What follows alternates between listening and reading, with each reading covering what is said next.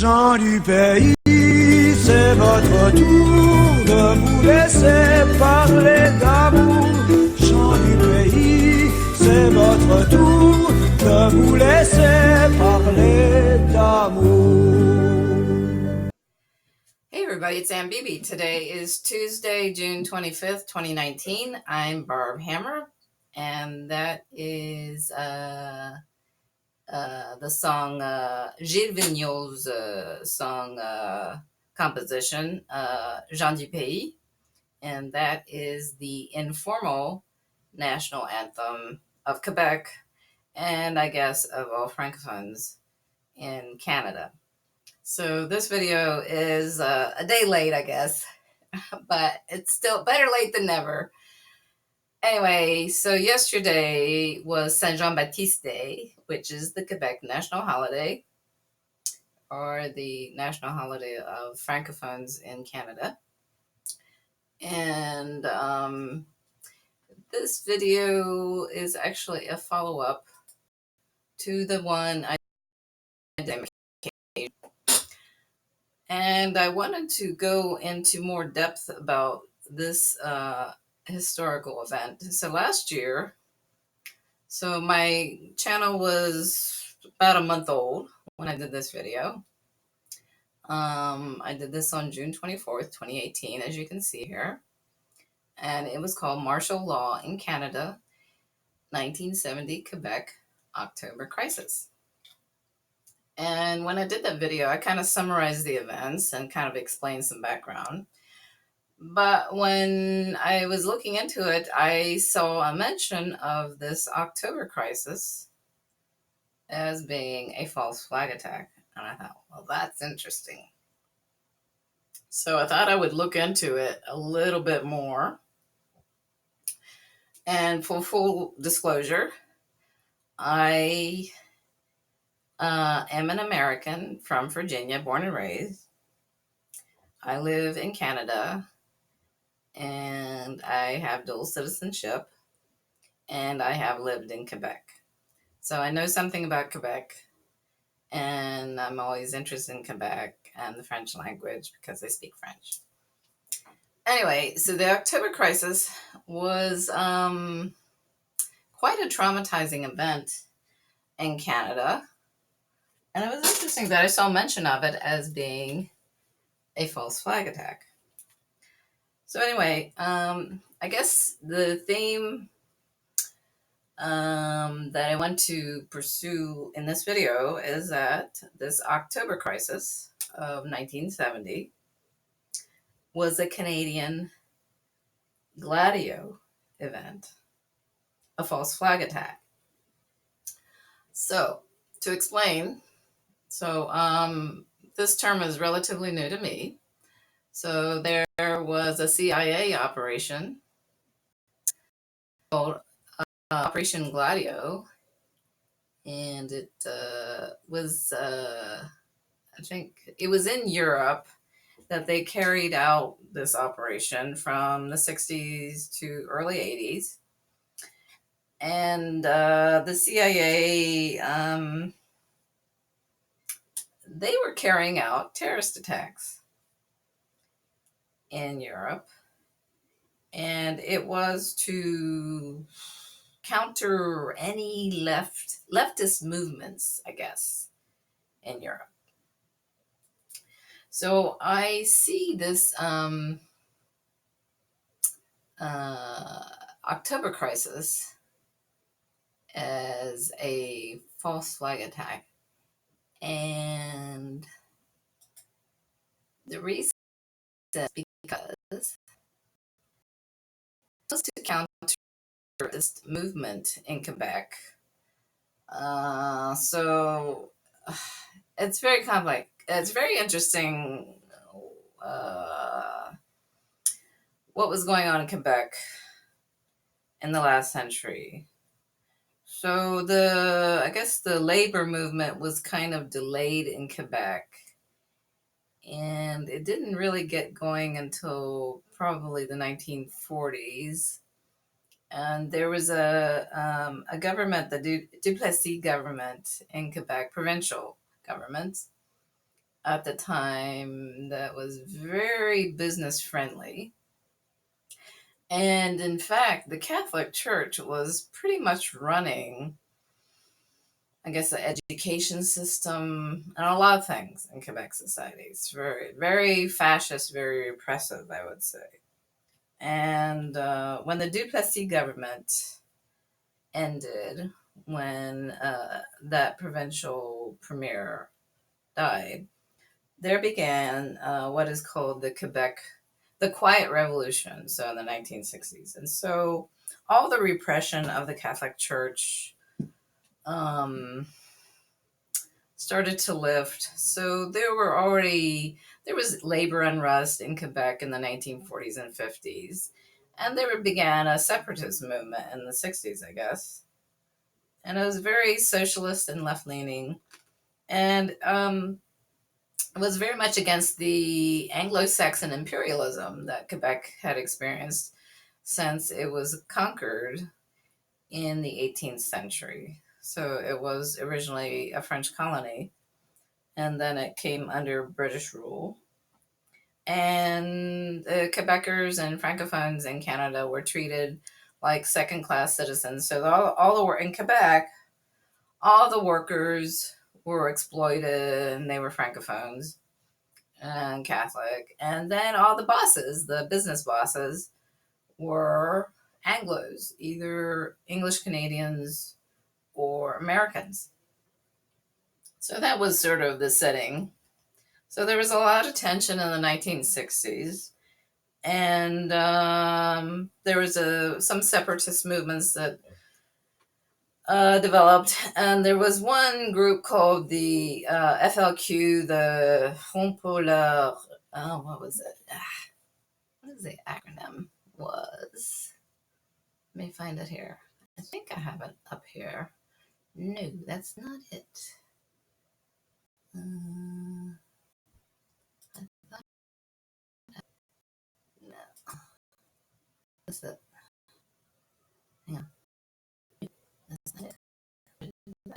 Oh, sorry. Too many tabs. Yeah. Front de Libération du Québec. That's what it was. The FLQ. The Quebec Liberation Front. And the members were called Fedquistes. So they took the letters FLQ and added these Fedquistes. That's sort of what they were called. So there were bombings, mainly of things like mailboxes, because the mailboxes had the royal seal on them, so it was the Royal Canadian Mail or something. I don't know. So they objected to any symbols of the British monarchy, and so they were like bombing or whatever places that had any connection to the Anglo business establishment or whatever. And there were people got hurt and killed, not very many, a handful maybe, over, I think maybe started around 1963, maybe, I don't know. So anyway, this led up to the 1970 October crisis. But I would say that the October crisis was very suspicious, the events that happened. And I think it was really an exaggeration of the threat, deliberately, so that they could invoke what's called the War Measures Act. So basically, stripping away civil liberties. And I think that there was actually probably RCMP infiltration of the FLQ. So the RCMP is the Royal Canadian Mounted Police, and they have a very, very sketchy history. They are not well regarded among thinking people in Canada, and Indigenous people especially resent the RCMP. They are known for persecuting minorities, Indigenous people. I don't know. I don't know why they have this sort of squeaky clean appearance, these guys in red uniforms riding horses, because that's not the real RCMP, not at all. So that felt cute. There were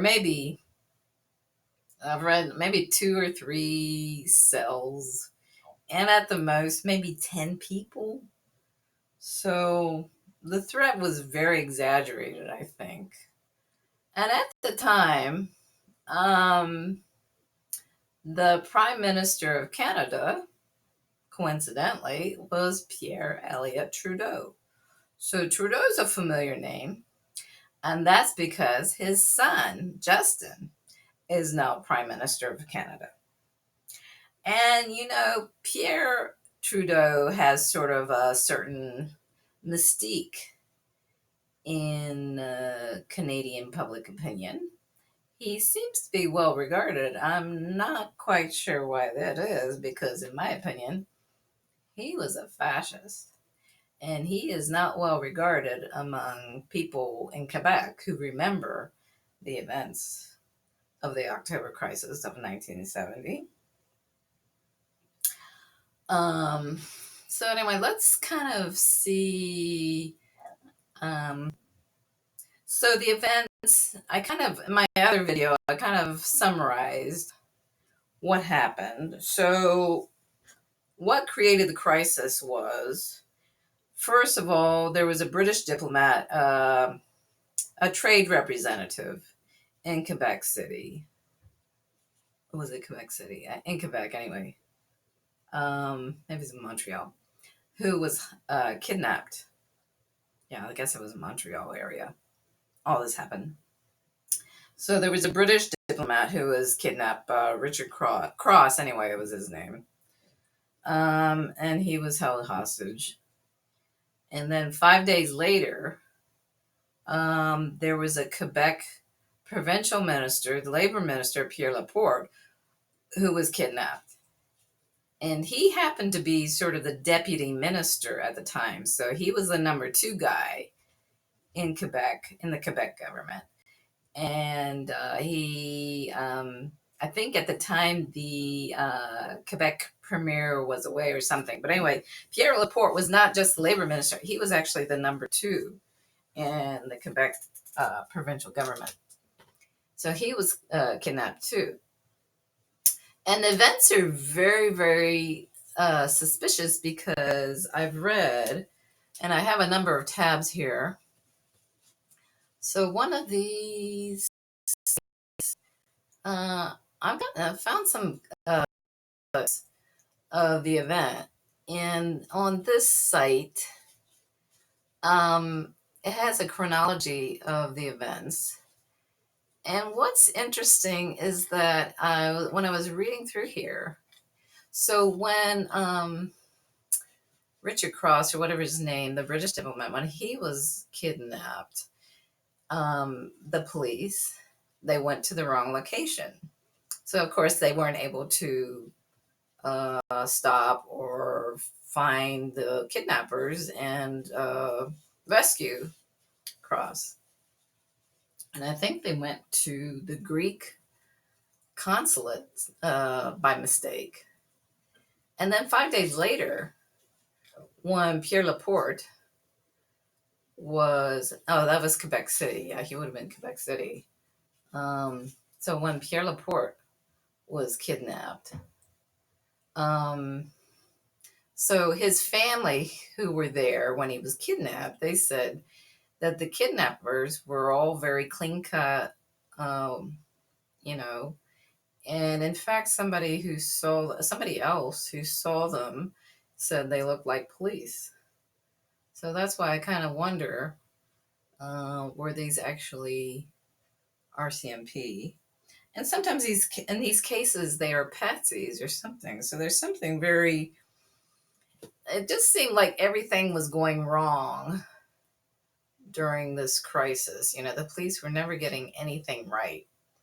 And I'm thinking maybe it was deliberate. So as I mentioned, Pierre was the prime minister at the time. And So I'm going to play, let's see. People who don't like to. Okay. No, I still go back to the choice you're making. Let me, hang on. I want to bring this up.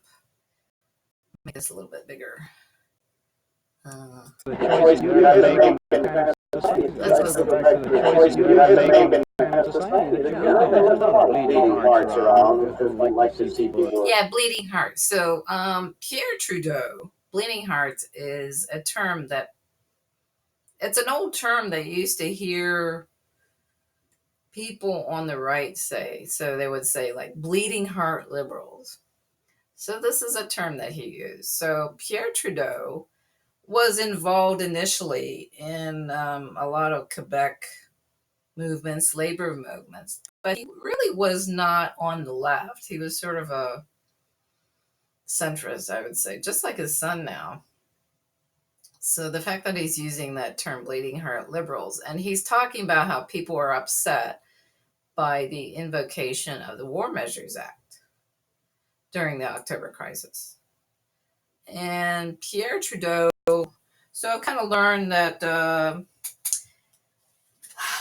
when I was in Cuba, I learned that there were like two different strains of the independence movement opposed to Spanish colonial rule. So one was definitely concerned about ordinary people and peasants and that sort of thing.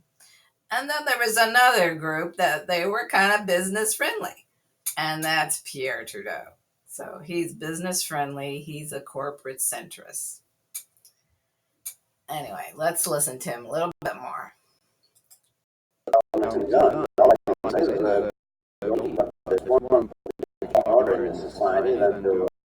Law and order. Law and order. He's all about law and order. Yeah, he's a fascist. Worried about weak-kneed people who don't like the looks of at any cost? At any cost? How far would you go? How far would you extend that? Just watch me. Aha. No, I still go. That is he's very well known for. Just watch me. So they're asking how far you go with these war measures acts. With so it was martial law he invoked. So there were civil liberties stripped at the time across the country, not just in Quebec. So as I've read through this, the accounts, what has happened?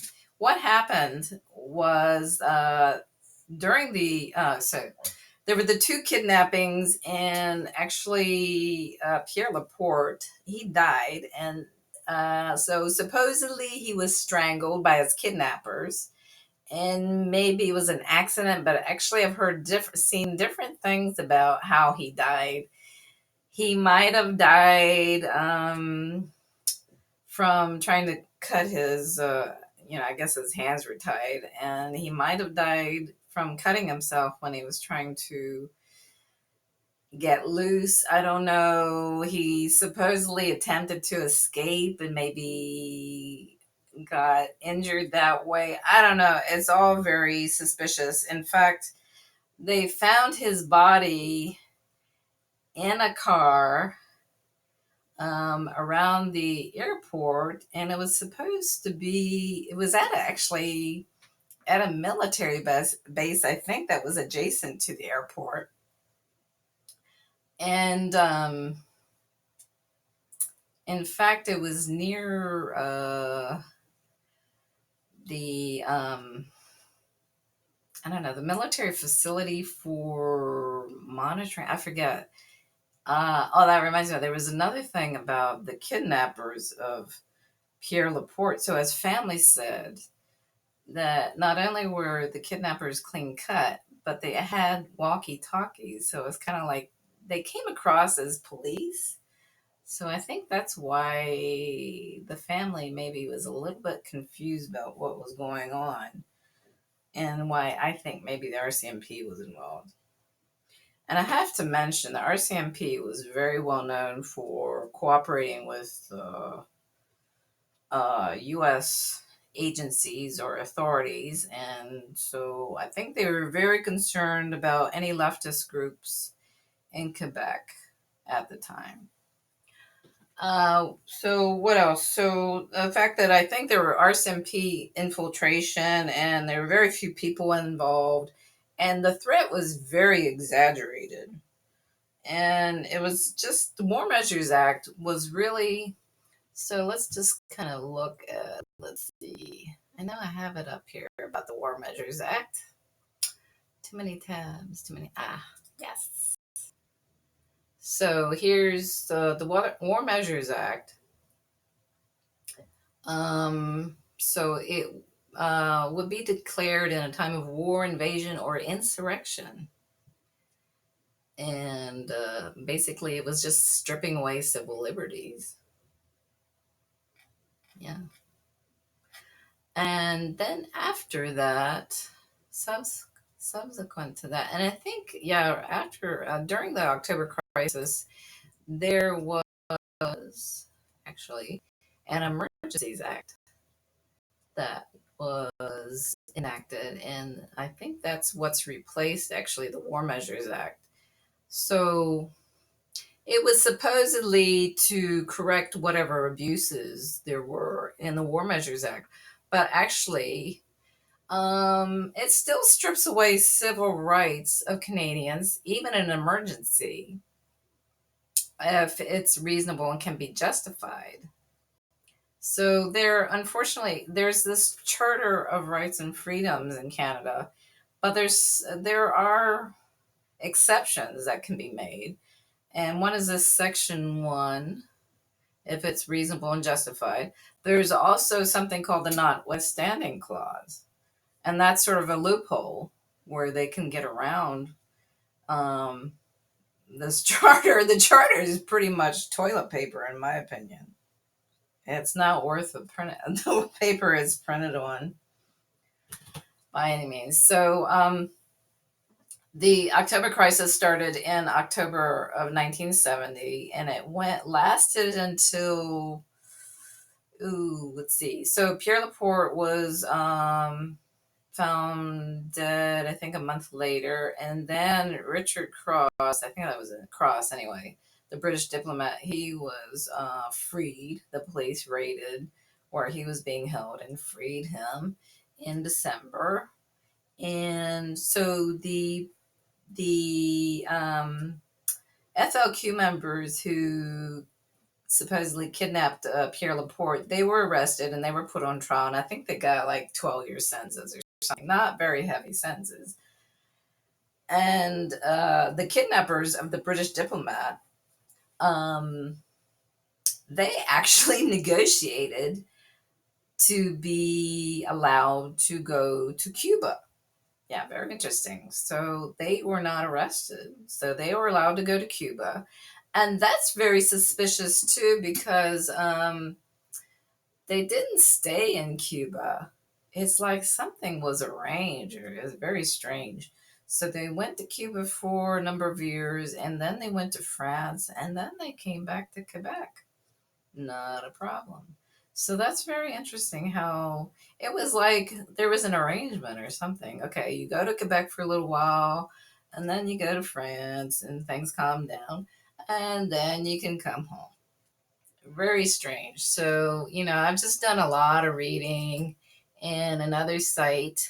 Oh, yeah, this is the one that had a very interesting account. There's a lot of information. I could write a book about this, but anyway, the whole point of this video is there's something very suspicious about this whole October crisis, and that's why I've decided it's a Canadian Gladio event, a false flag attack, to use as an excuse to invoke martial law, shut down the country, and strip people of civil liberties. So during the October crisis, there were troops on the street when they invoked the War Measures Act. And so almost 500 people were arrested, and thousands, I think 3,000 or more, were searched. So they didn't need a warrant to search people. And then they could hold people for a week without charge. But if they charged them, they could pretty much keep them indefinitely or a number of months. And I think most people were only held for, I think, a week, or the average amount of time that people were held who were arrested was a week. And then because if they weren't charged, they had to be released. And then I think the most that people were held was several months, 4 months, maybe. Yeah, I think 3 or 4 months. And what is the other? So most of the people who were arrested were released without charge in the end. And the people they were arrested, that tend to be like trade union leaders, artists, anybody left leaning. So it was definitely targeted at the left. Yeah. So that is always the threat in these situations is the left. It's never the right. It's the left. And that was what Operation Gladio was about. So the left is always a threat to the business establishment, and they always frame it like it's a threat to democracy or law and order or whatever. Yeah. Okay. So what else? So there's actually a video if you're interested. It's not bad. It's not bad. It's not going to sort of push the envelope too much. But this is the National Film Board site of Canada, and they have this video called Action, the October Crisis of 1970. It's an hour and a half long. Not bad. Summarizes the events. It gives you a little feel for what was going on. On YouTube, if you prefer YouTube. And there's in here that are interesting. So you know what? Among the politicians, the only person who really objected to the invocation of the War Measures Act was, of course, a politician on the left, and his name was Tommy Douglas. Now, Tommy Douglas was born in Scotland, and he was raised in Canada, and he was definitely on the left. And he was he became the leader of a new political party in Canada in the early 60s. The party still exists, called the New Democratic Party. Now it has since moved to the right, I would say, and it's never formed a government, federal government. It has held power in provincial governments. It's not the same party. But anyway, Tommy Douglas, so he was definitely on the left, and he was leader of the New Democratic Party. And it just so happens that Tommy Douglas is the maternal grandfather of actor Kiefer Sutherland. So Kiefer Sutherland's mother was Tommy Douglas's daughter. And he was the only one who objected. And let's see. I think I'm going to play some clips of where he talked about this event. Tommy Douglas, you describe this as Black Friday. Would you care to elaborate? I think it is Black Friday when government, for the first time in history, invokes the War Measures Act in peacetime and says that there's an apprehended state of insurrection.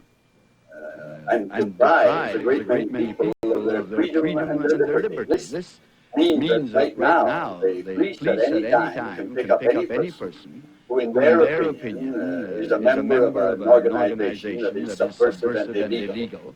They can hold them for 90 days without bringing them to trial, without giving them any chance to prove their innocence. At the end of 90 days, they have the right to appeal to a superior court judge, who then sets the date for the trial. What would you suggest the government do?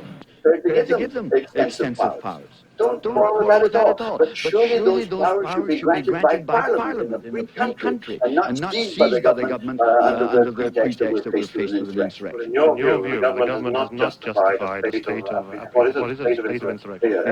They claim it's a state of apprehended insurrection. Now, these acts of sabotage by the FLQ have been going on for 6 or 7 years. And if the government needed more power, they could have asked for amendments to the criminal code any time in the 3 years that Mr. Trudeau was Minister of Justice or in the 2 years that he'd been Prime Minister. We would have granted such powers if the government could show us that the powers they have are not adequate and that the situation is such that it justifies additional powers. But they haven't come near Parliament for these powers. They've taken these powers unto themselves. And no Prime Minister and no cabinet in the history of Canada has had the wide-sweeping powers in peacetime that this cabinet now has.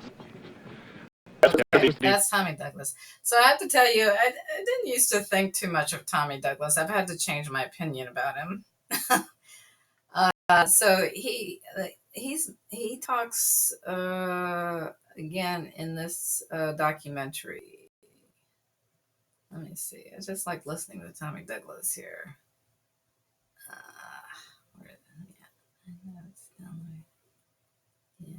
Tommy Douglas. It's coming up here. I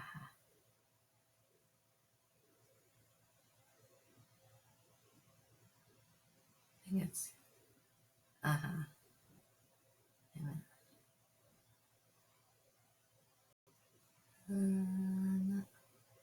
right after. Yeah, here we go. Okay.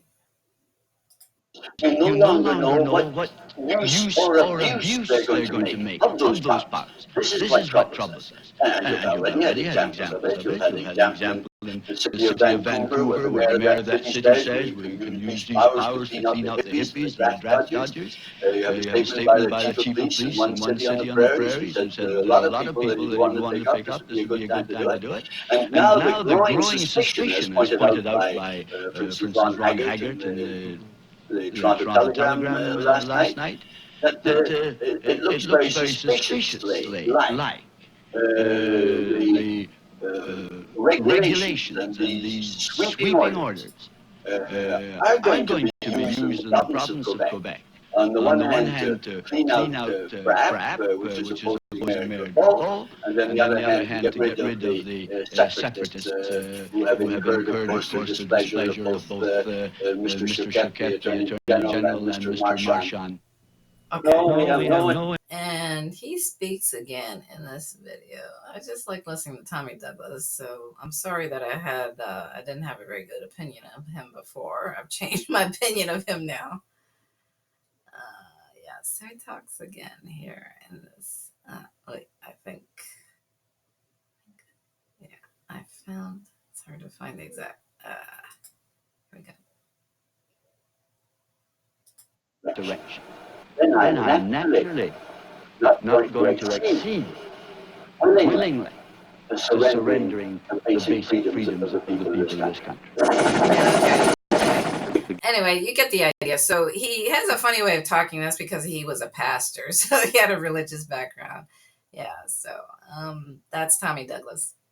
So the other thing I want to say is, he mentions that this invocation, the War Measures Act, is being used to abuse. It's an abuse of power, and there are other jurisdictions who are using it to clear out hippies or whatever. So he was very right about that. Another thing about this, so the October crisis. The other thing, so they invoked the War Measures Act. There's military vehicles on the streets. There are troops across the country. It was mainly in Quebec, but they were picking up people across the country. Anybody who's left-leaning or maybe knew the wrong people, they were being picked up. And there were protests on university campuses. My own husband, he was 23 at the time. He was, I guess, a grad student, and he remembers the protests. And then after that, so CSIS, the Canadian, So after the October crisis, there was the Canadian Security Intelligence Service created because people were kind of concerned about the powers of the RCMP. So what do? You create another security establishment, right? And CSIS is very controversial in Canada. So it's more the police state. And the thing about this October crisis is because it's a Gladio event and a false flag, I've seen it mentioned as kind of like a dress rehearsal for 9/11. So after 9/11, there was the Patriot Act invoked, and there were a lot of people arrested and detained. And there were a lot of civil liberties were lost because of the Patriot Act. So it was very dangerous, this whole thing, very scary. And when I've mentioned to people not from Canada about this event, they're going, what? Because Canada has this sort of squeaky clean image, and that's not the case at all. Our civil liberties in Canada are very fragile, even more so than in the US, I would say. So that's why I'm kind of calling this October crisis kind of like a 9/11 dress rehearsal or a dress rehearsal for the Patriot Act. Another thing that's interesting. So more recently, if I can find it, I have a couple of tabs here from Global Research. Let's see. Yeah, so this sort of mentions on vigilance, Canada's 1970 emergency powers under the War Measures Act, the price of freedom in the era of the War on Terror. So this sort of compares the October crisis to the War on Terror that started after 9/11. In 2014, this is interesting.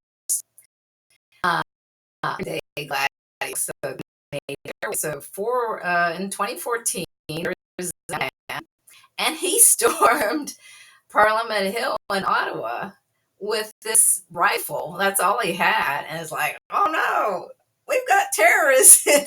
Like, there's this lone gunman, and he's able to storm Parliament Hill in Ottawa, and the media just went nuts. And I think this poor soldier who was guarding a memorial near the Parliament building in Ottawa was killed, sadly. And it's just ridiculous. It was absolutely ridiculous. So this is either CSIS, RCMP, and RCMP, they are still known as patsies. Yeah. So they, a few years ago, they set up a couple to bomb the legislative building in Victoria. And I think they were clear, but it was just ridiculous. Anyway, so Canadian Gladio, that's what this October crisis is. I think that's all I have to say. So the security establishment in Canada deliberately creates these crises to strip us of civil liberties. And so anyway, that's all I have to say for now. So thank you for your patience. I'll talk again soon. Bye.